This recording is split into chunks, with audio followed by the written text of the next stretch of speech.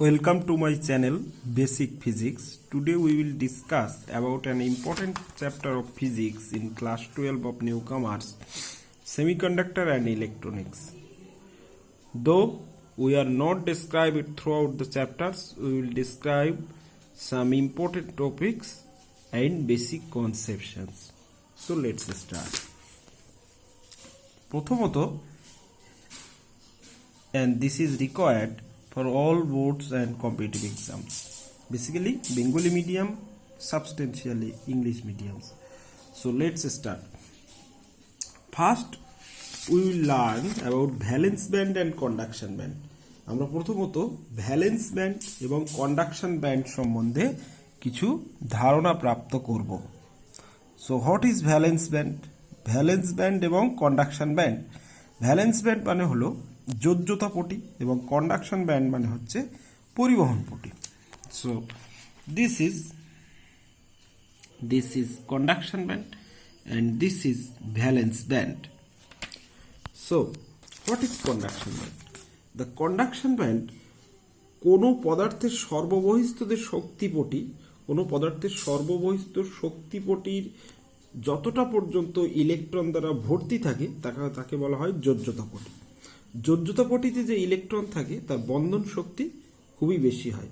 আর তোমরা সাধারণত দেখতে পাচ্ছ যোজ্যতা পটিকে বলা হয় ভ্যালেন্স ব্যান্ড, এবং ভ্যালেন্স ব্যান্ডটাকে top of the valence band বলা হয় ইভি। ভ্যালেন্স ব্যান্ডের শক্তি স্তরটাকে গণনা করা হয় ভ্যালেন্স ব্যান্ডের উপরিভাগ থেকে, এবং ভ্যালেন্স ব্যান্ডের পরে কিছুটা গ্যাপ এবং গ্যাপের উপরে থাকে পরিবহন পটি। পরিবহন পটির হচ্ছে bottom of the conduction band, যেটাকে ডিফাইন করা হয় ইসি দিয়ে। পরিবহন পটিতে সাধারণত বিশেষ কোনো ইলেকট্রন থাকে না, থাকলেও আংশিকভাবে পূর্ণ থাকে। তার ফলে পরিবহন পটির মধ্যে যে সমস্ত ইলেকট্রনগুলি থাকে সেগুলো মুক্ত ইলেকট্রন এবং তা তড়িৎ পরিবহনে অংশগ্রহণ করে। যোজ্যতা পটির সর্বোচ্চ শক্তিকে বলা হয় ভ্যালেন্স ব্যান্ড এনার্জি, আর পরিবহন পটির সর্বনিম্ন শক্তিকে বলা হয় কন্ডাকশন ব্যান্ড এনার্জি। এটা আমরা জানি। তোমরা দেখতেই পাচ্ছ যোজ্যতা পটি এবং পরিবহন পটির মাঝখানে যে গ্যাপ থাকে সেটাকে বলা হয় নিষিদ্ধ শক্তি স্তর বা শক্তি গ্যাপ। এখানে কোনো মুক্ত ইলেকট্রন থাকতে পারে না। এটা হচ্ছে এই কন্ডাকশন ব্যান্ডের bottom of the conduction band এবং টপ অফ দ্য ভ্যালেন্স ব্যান্ডের যে ডিফারেন্স সেটাই হচ্ছে শক্তি গ্যাপ। এটাকে আমরা বলতে পারি ইসি মাইনাস ইভি। তো এটা এবার আমরা চলে আসব কঠিন পদার্থের পটি তত্ত্বের সাহায্যে আমরা পরিবাহী, অন্তরক এবং সেমিকন্ডাক্টর বা অর্ধপরিবাহীর মধ্যে পার্থক্য বোঝার চেষ্টা করব। তো এখানে যেটা দেখা যাচ্ছে যে এই অঞ্চল থেকে নিয়ে এই অঞ্চল পর্যন্ত, মানে ঠিক এই রিজিয়ন থেকে নিয়ে এই রিজিয়ন পর্যন্ত, এটা হচ্ছে কন্ডাকশন ব্যান্ড বা পরিবহন পটি। আর ঠিক এই রিজিয়ন থেকে নিয়ে এই রিজিয়ন পর্যন্ত এটা হচ্ছে যোজ্যতা পটি। এদের মধ্যে উপরিপাতনের ফলে সোজাসুজি যোজ্যতা পটির ইলেকট্রন পরিবহন পটিতে সংক্রমিত হয় এবং এর মধ্যে কোনো নিষিদ্ধ পটি থাকে না। তার ফলে খুব ভালোভাবেই মুক্ত ইলেকট্রনের আদান প্রদান হয় এবং এর সাহায্যে আমরা তড়িৎ প্রবাহ পেতে পারি। চলে আসি অন্তরকে। অন্তরকের ক্ষেত্রে কি হয়? হ্যাঁ, তবে পরিবাহীর উদাহরণ হিসেবে আমরা সমস্ত ধাতুকে বোঝাই। ধাতুর মধ্যে দিয়ে তড়িৎ প্রবাহ তোমার 1 অ্যাম্পিয়ারের কাছাকাছি হতে পারে বা তার বেশিও হতে পারে। অন্তরকের ক্ষেত্রে পরিবহন পটি বা কন্ডাকশন ব্যান্ড এবং ভ্যালেন্স ব্যান্ডের মধ্যবর্তী যে শক্তি পার্থক্য সেটা 5 ইভি, 5 ইলেকট্রন ভোল্টের বেশি হয়। সাধারণভাবে বাইরে থেকে অনেক তড়িৎ প্রবাহ প্রয়োগ করেও এখানকার যে ইলেকট্রন থাকে এই ইলেকট্রনগুলিকে পরিবহন পটিতে তোলাটা অসাধ্য ব্যাপার, কারণ এই যে নিষিদ্ধ শক্তি স্তরের গ্যাপটা অনেক বেশি। নেক্সট হচ্ছে অর্ধপরিবাহী। অর্ধপরিবাহীটা কি? অর্ধপরিবাহী হচ্ছে যেমন তার পরিবহন পটি এবং যোজ্যতা পটি যে পরস্পর সুপরিবাদিত হয় তাই নয়, সুপরিবাদিত হয় না, এবং কিন্তু অন্তরকের মতো এদের যে শক্তিপটির মধ্যে ব্যবধান সেটা এতটাও থাকে না, মানে মাঝামাঝি পর্যায়ে থাকে। মানে অর্ধপরিবাহীর ক্ষেত্রে শক্তি পার্থক্য বা ইজি সেটা পরিবাহী এবং অন্তরকের মাঝামাঝি পর্যায়ে থাকে। তো এর যে ভ্যালুটা, ঘরের উষ্ণতায় সিলিকনের ক্ষেত্রে এই শক্তি গ্যাপের মান 1.1 ইলেকট্রন ভোল্ট এবং জার্মেনিয়ামের ক্ষেত্রে 0.7। তো এদেরকে অর্ধপরিবাহী হিসেবে ব্যবহার করা হয়। অর্ধপরিবাহীর যে বিশেষ ধর্ম সেটি হচ্ছে এরা 1 নম্বর হচ্ছে এরা পরিবাহী এবং অন্তরকের মাঝামাঝি পর্যায়ে থাকে, এবং এক্ষেত্রে যোজ্যতা পটিতে ইলেকট্রন পূর্ণ থাকে কিন্তু পরিবহন পটিতে থাকে না। সাধারণত 0 কেলভিন উষ্ণতায় এদের পরিবহন ক্ষমতা 0, কিন্তু যদি উষ্ণতা বাড়ানো হয় অর্থাৎ ঘরের উষ্ণতায় থাকে তবে কিছু পরিমাণ ইলেকট্রন যোজ্যতা পটি থেকে শক্তি সংগ্রহ করে সেই শক্তি যদি কন্ডাকশন এবং ভ্যালেন্সের যে গ্যাপ বা শক্তি পার্থক্য তার থেকে যদি বেশি হয় তবে তারা যোজ্যতা থেকে পরিবহনে যেতে পারে এবং তড়িৎ পরিবহন করতে পারে। এবারে চলে আসে আমরা ফার্মি শক্তি স্তর। হোয়াট ইজ ফার্মি শক্তি স্তর? ফার্মি শক্তি স্তরের ক্ষেত্রে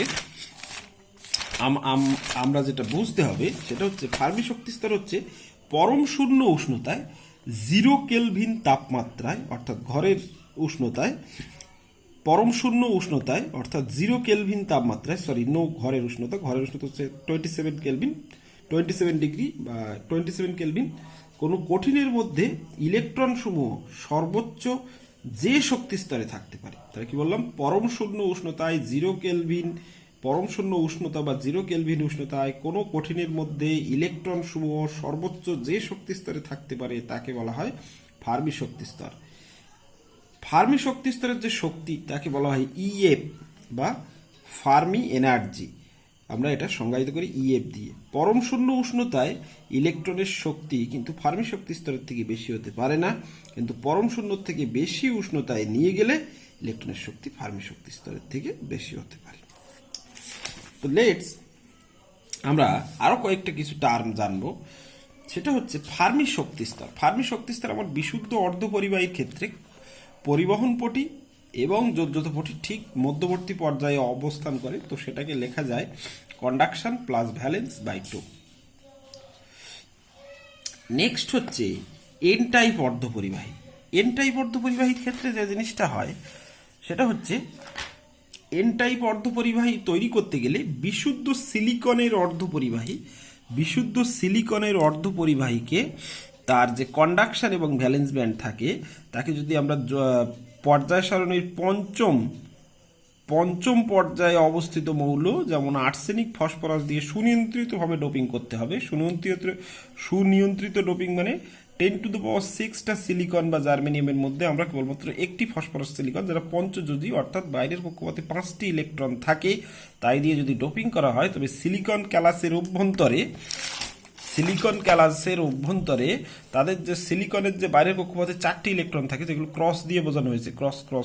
আর যে আর্সেনিক বা ফসফরাস তাদের বাইরের কক্ষপথে যে 5টি ইলেকট্রন থাকে, তাহলে আর্সেনিকের বাইরের কক্ষপথে 5টি এবং সিলিকনের বাইরের কক্ষপথে 4টি, 5টি। এবার ফসফরাসের 5টির মধ্যে 4টি এবং সিলিকনের 4টি পরস্পর 4টি কোভ্যালেন্ট বন্ড মানে সমযোজী বন্ধন তৈরি করে এবং একটি এক্সট্রা ইলেকট্রন যেটা ওই ক্যালাসের মধ্যে থেকে যায় সিলিকন ক্যালাসে, যে ফ্রি ইলেকট্রন বা মুক্ত ইলেকট্রন হিসেবে কাজ করে, যে একটি আধান বাহক। পি টাইপের ক্ষেত্রে, পি টাইপে আসার আগে বলেনি, এন টাইপের ক্ষেত্রে সংখ্যাগুরু বাহক হয়ে গেল ইলেকট্রন, এবং এন টাইপের ক্ষেত্রে আমরা যে অবিশুদ্ধি মানে যাকে দিয়ে ডোপিং করা হয়েছে, ডোপ্যান্ট হিসেবে যে ইউজ করেছে ফসফরাস, আর্সেনিক বা জার্মেনিয়াম, এরা ইলেকট্রন প্রদান করে বলে এদেরকে ডোনার মৌল বলা হয়।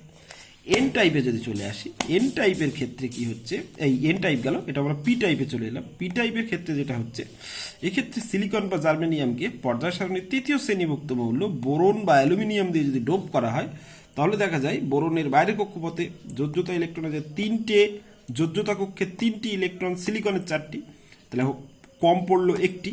তো সিলিকনের 3টির সাথে বোরনের 3টি সমযোজী বন্ধন তৈরি করে এবং একটি এক্সট্রা হোল, একটা যে এক্সট্রা ফাঁকা থাকে এটা হোল হিসেবে কাজ করে। এটা হচ্ছে পজিটিভ চার্জ হিসেবে আমরা ধরে নিতে পারি, এবং যেটি এই ক্ষেত্রে পজিটিভ আধান বাহক হিসেবে কাজ করে। এখানে মেজরিটি ক্যারিয়ার হলো হোল এবং এটিকে বলা হয় অ্যাকসেপ্টর আয়ন। তো তোমরা বাড়িতে এন টাইপ এবং পি টাইপের পার্থক্যটা পড়বে এবং এর ডিটেলসটা দেখবে এখান থেকে। এই নেক্সট ক্লাসে আমরা ফার্মি লেভেল নিয়ে একটু আলোচনা করব এবং তাদের ফার্মি লেভেলের অবস্থানটা এন টাইপ পি টাইপের ক্ষেত্রে কেমন থাকতে পারে, তড়িৎ পরিবাহিতা, প্রবাহ নিয়ে আলোচনা করব।